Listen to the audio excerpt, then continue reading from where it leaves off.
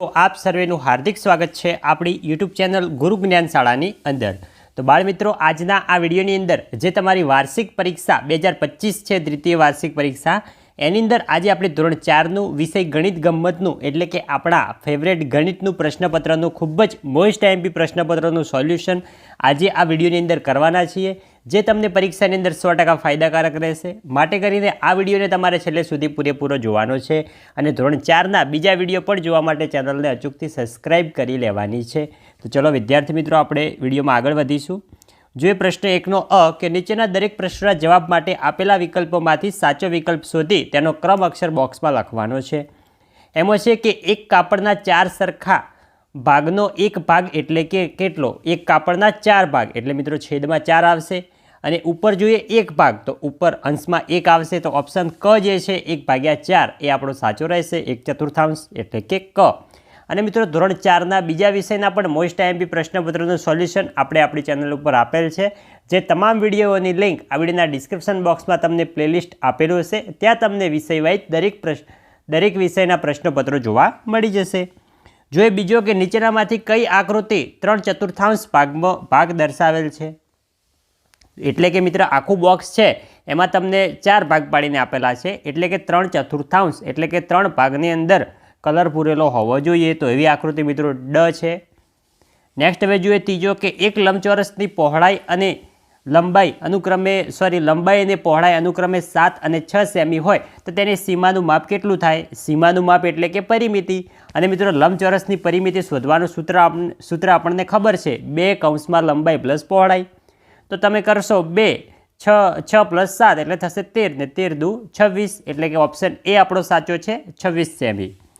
ચોથો જોઈએ કે 20 સેમી લંબાઈ ધરાવતા ચોરસની સીમાનું માપ કેટલું થાય? તો મિત્રો આપણે ચોરસની સીમા એટલે કે ચોરસની પરિમિતિ, તો ચોરસની ચારે બાજુના મિત્રો માપ સરખા હોય તો અહીંયા 20 સેમી છે તો 20 થશે, ચારે બાજુનો સરવાળો એટલે કે 4 × 20, 4 દુ 8 એટલે અને પાછળનું મીંડું 0 એટલે થશે 80। ઓપ્શન બી જે છે એ આપણો સાચો રહેશે। નેક્સ્ટ બ જોઈએ કે નીચે આપેલી વર્તુળની આકૃતિ પરથી તેના ભાગોનું નામ લખવાનું છે। તો ઓ મિત્રો વર્તુળના વચ્ચોવચ્ચ આવેલું છે, એને શું કહેવાય? કેન્દ્ર કહેવામાં આવે છે। પછી છે ઓ આર, તો ઓ આરને મિત્રો ત્રિજ્યા કહેવામાં આવી છે, જે વર્તુળના અડધા ભાગમાં હોય છે અને આખા ભાગમાં હોય એને મિત્રો જીવા કહેવામાં આવે છે, દાખલા તરીકે પીક્યુ। નેક્સ્ટ હવે જોઈએ ક કે પરિકરની મદદથી 3.5 સેમી ત્રિજ્યાવાળું વર્તુળ દોરવાનું છે। તમારે મિત્રો ફૂટપટ્ટી અને પરિકરની મદદથી માપ લઈ કમ્પ્લીટ જે માપ આપેલું હોય એ માપથી વર્તુળ દોરવાનું છે, એના મિત્રો છે 2 માર્ક્સ। નેક્સ્ટ હવે આગળ વધીશું વિડીયોમાં। આગળ જોઈશું પ્રશ્ન 2નો અ કે નીચેનું કોષ્ટક પૂર્ણ કરવાનું છે।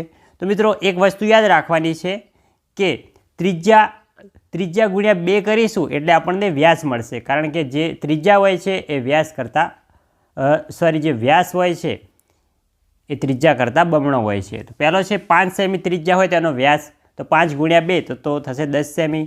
બીજો છે તમને વ્યાસ આપેલો છે 16 સેમી તો એની ત્રિજ્યા તો 16/2 એટલે થશે 8 સેમી। હવે જોઈએ બ જોડકા જોડવાના છે।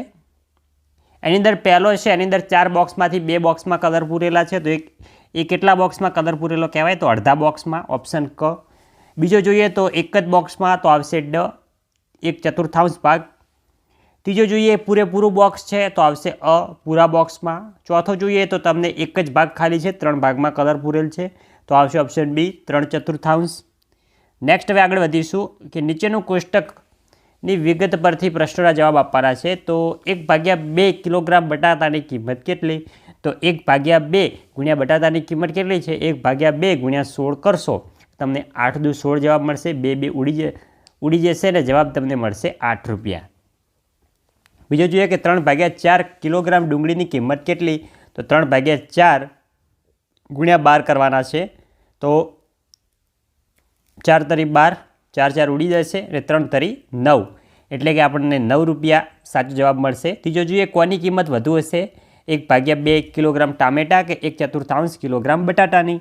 તો મિત્રો તમારે 1 × 2 ટામેટાની કિંમત 10 રૂપિયા છે તો 10 કરવાના છે, અને 1/4 બટાટાની કિંમત 16 રૂપિયા છે તો 16 કરવાના છે। તો મિત્રો અહીંયા જે છે 1/2 કિલોગ્રામ ટામેટાની કિંમત તમને વધુ મળશે। કોની કિંમત ઓછી છે? 1 કિલોગ્રામ ગાજર કે 1 કિલોગ્રામ ડુંગળી? તો 1 કિલોગ્રામ ગાજરની કિંમત કેટલી છે? 8 રૂપિયા. અને 1/2 ડુંગળીની કિંમત કેટલી થાય? તો મિત્રો થાય 6 રૂપિયા. તો કોની કિંમત ઓછી થાય?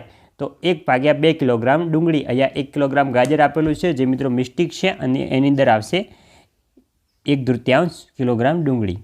હવે જોઈએ ડ કે સૂચના મુજબ કરવાનું છે કે નીચે આપેલી પેટર્નના નિયમ અનુસાર બાકીની પેટર્નના ખૂણા પૂર્ણ કરવાના છે. તો આપણે સૌથી છેલ્લે જોવાનું છે. તો છેલ્લે મિત્રો તમને 70 આપેલા છે ઉપર ને નીચે 40. તો 70 - 40 કેટલા થાય? તો 30. તો તમારે બોક્સમાં 30 લખવાના છે.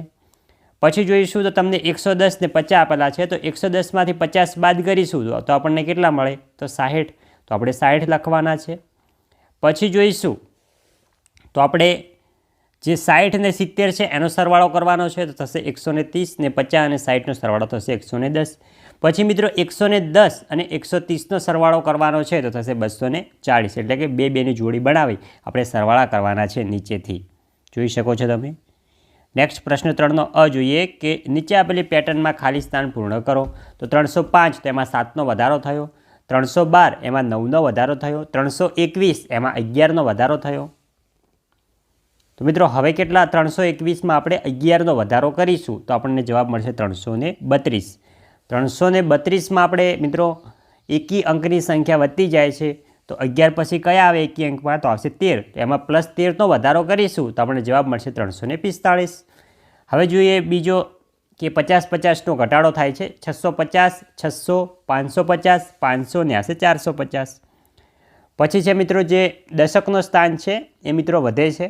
737, 747, 775, 776 થશે 777.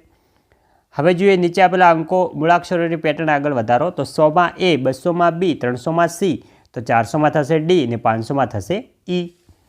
હવે જોઈએ કે માગ્યા મુજબ ગણવાનું છે. 3 દાખલા આપેલા છે એમાંથી કોઈ પણ 2 તમારે જવાબ ગણવાના છે. તો સરવાળો કરો. 16 કિલોગ્રામ બચો 250 ગ્રામ અને 35 કિલોગ્રામ 370 ગ્રામ. તો એનો સરવાળો તમે જોઈ શકો છો આપેલો છે. સિમ્પલ સરવાળો છે 41 કિલોગ્રામ ને 980 ગ્રામ. બીજો છે કે બાદબાકી કરો. 74 કિલોગ્રામ 780 ગ્રામમાંથી 34 કિલોગ્રામ 190 ગ્રામ બાદ કરવાનું છે. તો જોઈ શકો છો જે ગ્રામની બાદબાકી છે 780માંથી 190 બાદ કરીશું તો 590 આપણને જવાબ મળશે. 74માંથી 34 બાદ કરીશું તો આપણને 40 કિલોગ્રામ જવાબ મળશે. ત્રીજો જોઈએ કે નૈનાએ 23 કિલોગ્રામ 250 ગ્રામ બટાટામાંથી 14 કિલોગ્રામ 150 ગ્રામ બટાકાનો ચેવડો બનાવ્યો. હવે તેની પાસે કેટલા બટાટા બાકી રહ્યા? તો મિત્રો સિમ્પલ છે. 23 કિલોગ્રામ 250 ગ્રામમાંથી આપણે 14 કિલોગ્રામ 150 ગ્રામ બાદ કરી દેવાના છે. તો આપણને જવાબ મળશે 9 કિલોગ્રામ અને 100 ગ્રામ બટાટા બાકી રહ્યા હશે. હવે જોઈએ પ્રશ્ન 4નો અ કે માગ્યા મુજબ દાખલા ગણવાના છે. 4માંથી ગમે તે 3. તો સૌપ્રથમ ગુણાકાર કરવાનો છે આપણે. 72 × 48. તો સિમ્પલ રીતે ગુણાકાર કરશો, સરવાળા કરશો તો આપણે જવાબ મળશે 3456. પછી છે કે 558 ભાગ્યા 6, સોરી 258 ભાગ્યા 6. તો 6 ચોક 24, 25માંથી 24 બાદ કરીશું. 1 ઉપરથી 8 નીચે ઉતરશે. 6 તરી 18. તો આપણે જવાબ શેષ મળશે 00 અને ભાગફળ મળશે 43. ત્રીજો જોઈએ કે એક ટેબલનું વજન 25 કિલોગ્રામ હોય તો આવા 6 ટેબલનું વજન કેટલું? તો સિમ્પલ રીતે એક ટેબલનું વજન 25 હોય કિલોગ્રામ હોય તો 6 ટેબલનું કેટલું? તો 25 × 6 કરવાના છે એટલે તમને જવાબ મળશે 150 કિલોગ્રામ હોય 6 ટેબલનું વજન. હવે જોઈએ ચોથો કે એક વાડામાં નીચે બેસીને જોતા બકરીઓના કુલ 64 પગ દેખાયા તો વાડામાં કેટલી બકરીઓ હશે? તો એક બકરીના પગની સંખ્યા 4 હોય અને વાડામાં કેટલા પગ દેખાયા? 64. તો મિત્રો આપણે 64 ભાગ્યા 4 કરીશું. 16 ચોક 64. તો આપણને જવાબ મળશે વાડાની અંદર 16 બકરીઓ હશે. બ જોઈએ ખાલી જગ્યા પૂરવાની છે કે 5 કિલોગ્રામ બરાબર ખાલી જગ્યા ગ્રામ. તો 1 કિલોગ્રામ બરાબર 1000 ગ્રામ થાય. તો 5 કિલોગ્રામ બરાબર 5000 ગ્રામ થવાના છે.